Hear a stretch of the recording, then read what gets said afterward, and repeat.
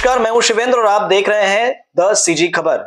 2023 के छत्तीसगढ़ के चुनाव में एक अकल्पनीय सफलता भारतीय जनता पार्टी ने हासिल की, जिसकी कल्पना शायद भारतीय जनता पार्टी के कार्यकर्ताओं को भी नहीं थी और मतदाताओं को तो बिल्कुल नहीं थी।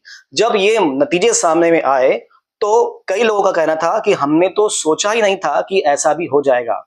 आखिर कुछ ही समय में, कुछ ही माह में ऐसा क्या परिवर्तन आया, ऐसे कौन से मुद्दे हावी हुए जो भारतीय जनता पार्टी, जो कि दौड़ में लगभग नहीं सी दिख रही थी, वो रेस में प्रथम आ गई और इतने अच्छे मार्जिन से, जो आज तक भारतीय जनता पार्टी को छत्तीसगढ़ में नहीं मिला था, उतनी सीटें हासिल की।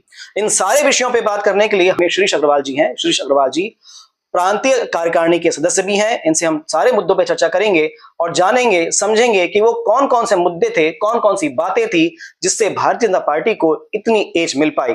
तो शिरीष भैया, हम आपका स्वागत करेंगे अपने कार्यक्रम में। नमस्कार।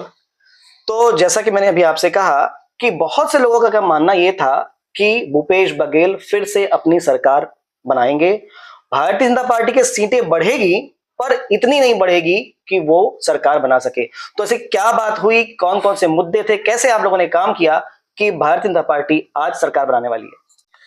देखिए, राजनीतिक विश्लेषकों में ये चर्चा जरूर थी कि भारतीय जनता पार्टी की सीटें बढ़ेंगी, लेकिन भूपेश बघेल जी रिपीट होंगे।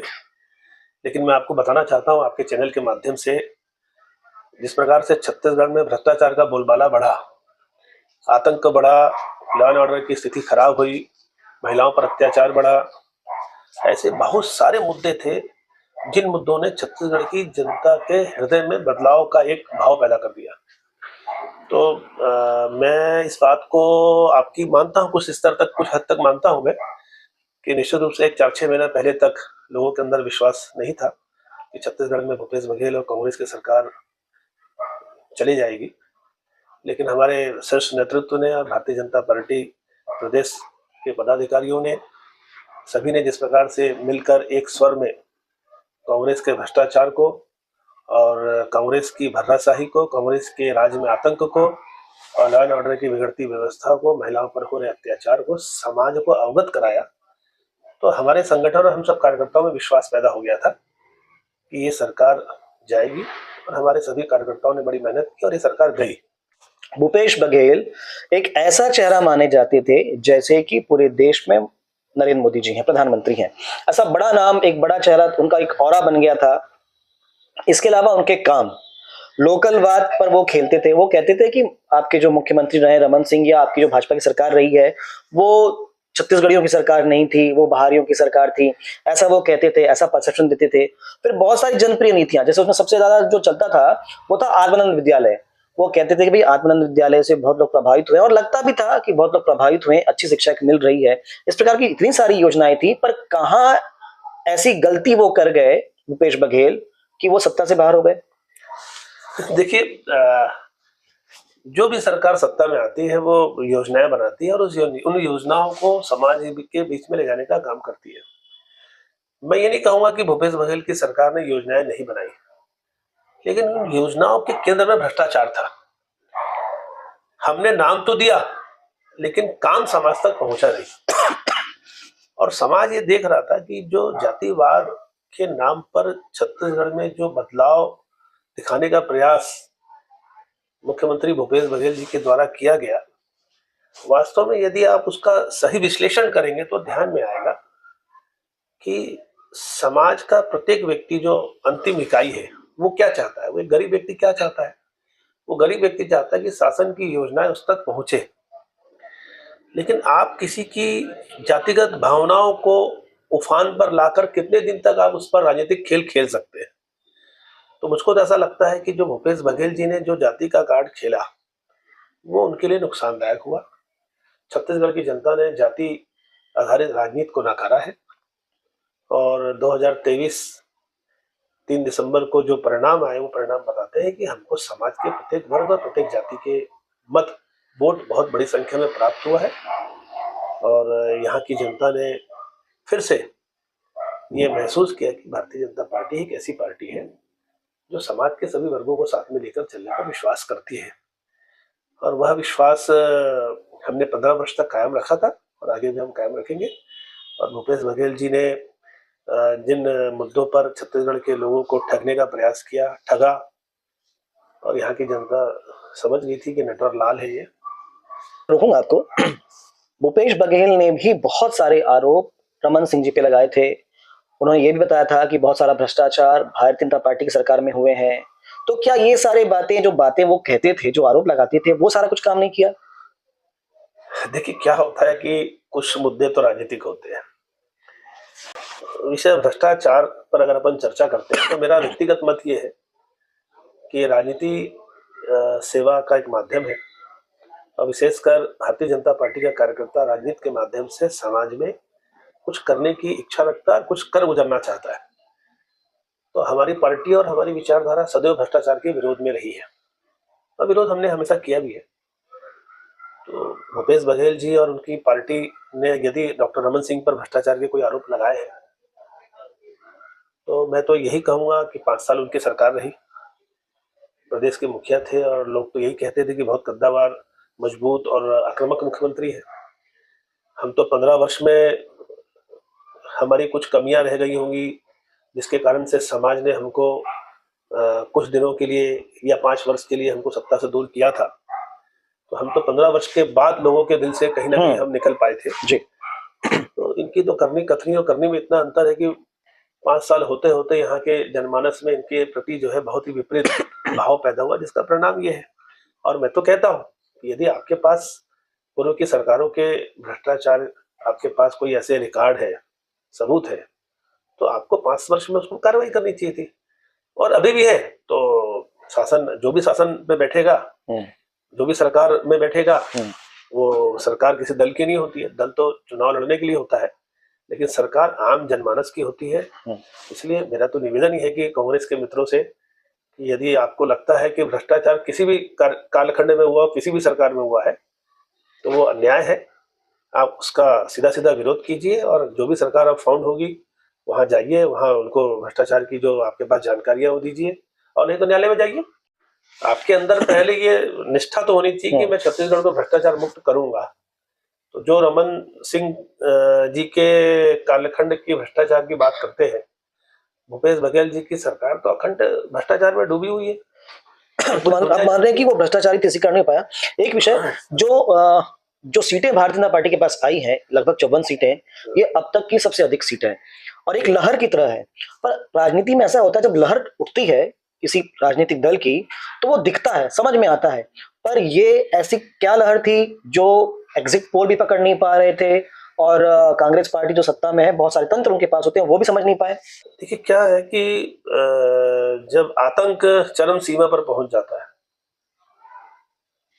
तो यहाँ का जनमानस जो है वो भयांकित था। भूपेश बघेल और भूपेश बघेल की सरकार के मंत्री, विधायक और कांग्रेस के कार्यकर्ता, इन्होंने जिस प्रकार से भय का वातावरण पैदा किया था, उसके कारण से समाज बोलने में संकोच कर रहा था। और परिणाम ये बताता है कि यहाँ के समाज ने संकल्पित होकर बदलाव के लिए मतदान किया, जिसका परिणाम 3 दिसंबर को आपको देखने के लिए मिला है जी। तो मैं इस बात को स्वीकार करता हूँ कि जनमानस के बीच से जो आवाज जैसी उठकर बाहर आनी चाहिए थी, वो दिखाई नहीं पड़ रही थी, सुनाई नहीं पड़ रही थी। लेकिन हम सब जो बीजेपी के कार्यकर्ता जब समाज के बीच में काम करने के लिए जा रहे थे, तो हमको एक एहसास हो चुका था कि यहाँ की जनता बदलाव चाहती है, और बदलाव हुआ है। जैसा कहा भी जाता है राजनीति में कि जब वोटर साइलेंट हो जाए तो कुछ ना कुछ परिवर्तन का संकेत वो देता है। हाँ, निश्चित रूप से जो वोटर आज से 6-8 महीना पहले छत्तीसगढ़ की सरकार के लिए कहीं ना कहीं खुलकर समर्थन करते हुए दिखाई देता था जी। इन 6 महीने में धीरे धीरे, स्टेप बाय स्टेप, धीरे धीरे उसके विश्वास में कमी आई, और उसको एहसास भी हुआ कि ये सरकार जो है छत्तीसगढ़ के भविष्य के लिए जो है दुखदाई है, और परिवर्तन उन्होंने कर दिया। घोषणा पत्र भारतीय जनता पार्टी का आया, ऐसा दिख लगा कि घोषणा पत्र आने के बाद भारतीय जनता पार्टी में एक जान सी आ गई है। काम तो पहले भी कर रहे थे, बहुत सारे आंदोलन हुए, धरना प्रदर्शन हुए, पुतला दहन हुए, पर घोषणा पत्र के आने के बाद चुनाव में एक तीव्रता सी कार्यकर्ताओं में दिखी। तो क्या यह भी ऐसा माना जा सकता है कि घोषणा पत्र की बातें, जैसे 3100 एक साथ समर्थन मूल्य देना, 21 क्विंटल खरीदना, फिर 1000 रुपए प्रतिमाह महतारी वंदन योजना में देना, और 10,000 रुपए उन किसानों को देना जिनके पास भूमि नहीं है। तो ये सारे मुद्दे भूपेश बघेल के घोषणा पत्र या कांग्रेस के घोषणा पत्र के कर्जा माफी के साथ वाले घोषणा पत्र पे भारी पड़े। निश्चित रूप से जब राजनीतिक दल समाज में अपने विषय को लेकर जाना चाहता है तो अपना फ्यूचर प्लान भी लेके जाता है जी। तो हमारे दल ने भी अपने घोषणा पत्र को मोदी की गारंटी इस नाते समाज में प्रस्तुत किया जी। और ये हम सब जानते हैं कि भारतीय जनता पार्टी पूरे देश भर में जिन भी राज्यों में जहां भी हमारी सरकार आई तो भारतीय जनता पार्टी ने अपने घोषणा पत्र में जिन भी मुद्दों का जिक्र किया, मुद्दों को उठाया, घोषणा पत्र में सम्मिलित किया, उसको पूरा करने का हमेशा प्रयास किया है। वैसे केंद्र की सरकार ने भी किया और पिछले 15 वर्ष की सरकार में डॉक्टर रमन सिंह की सरकार में भी जितनी बातें हमने अपने घोषणा पत्र में ली थी उसको पूरा करने का हमने पूरा प्रयास किया था, जिसमें हमको सफलता भी मिली थी। अब रही बात आपकी कि घोषणा पत्र के कारण, तो निश्चित रूप से हमारा घोषणा पत्र समाज के अंतिम व्यक्ति को जोड़ने वाला घोषणा पत्र था, संकल्प पत्र था हमारा, मोदी की गारंटी थी। और कांग्रेस का जो घोषणा पत्र था झूठ का पुलिंदा था, वो सिर्फ यहाँ पर लोगों को ठगने के लिए एक ऐसा उन्होंने घोषणा पत्र जारी किया था जिससे छत्तीसगढ़ और गरीब हो जाए और समाज ठगा का ठगा रह जाए। इसके अलावा कांग्रेस के घोषणा पत्र में कहीं कोई दम नहीं थी। लेकिन ये हमारी बदकिस्मती थी कि पिछली बार हम चुनाव हार गए, तो बहुत सारी बातें होती चुनाव हारने के बाद। लेकिन इस बार आदरणीय दुर्ग के सांसद विजय बघेल जी के नेतृत्व में जो घोषणा पत्र समिति बनी, तो घोषणा पत्र समिति ने बहुत मेहनत की, पूरे प्रदेश के प्रत्येक क्षेत्रों में, गाँव में, विकासखंड स्तर पर जाकर किसानों से चर्चा करके, मजदूरों से चर्चा करके, महिलाओं से चर्चा करके, युवाओं से, बच्चों से, बुजुर्गों से, व्यापारियों से, सभी स्तर के लोगों से, शिक्षकों से, सरकारी कर्मचारियों से, सबसे बातचीत करने के बाद एक बहुत अच्छा घोषणा पत्र जारी किया, जिसका परिणाम ये हुआ कि यहाँ का समाज ये जानता था कि भारतीय जनता पार्टी अगर कोई विषय को अपने घोषणा पत्र में सम्मिलित करती है तो उसको पूरा करेगी। तो वो जो विश्वास है हमारे घोषणा पत्र के साथ और बढ़ गया और हमसे जुड़ गया, जिसका परिणाम जो है वो 3 दिसंबर को आपको देखने को मिला। तो निश्चित रूप से मैं आपकी बात से सहमत हूँ कि घोषणा पत्र ने भारतीय जनता पार्टी को समाज में एक बढ़त बनाने का मौका दिया। मतलब आपका कहना ये है कुल मिला के अगर हम सार निकालते हैं तो जो भूपेश बघेल जी की सरकार रही ये भ्रष्टाचार में लिप्त थी और इसमें कानून व्यवस्था ठीक नहीं थी, और इसके ऊपर में लोगों की नाराजगी के साथ साथ में भारतीय जनता पार्टी के घोषणा पत्र ने अच्छा काम किया, जो ये परिणाम हमको देखने मिला।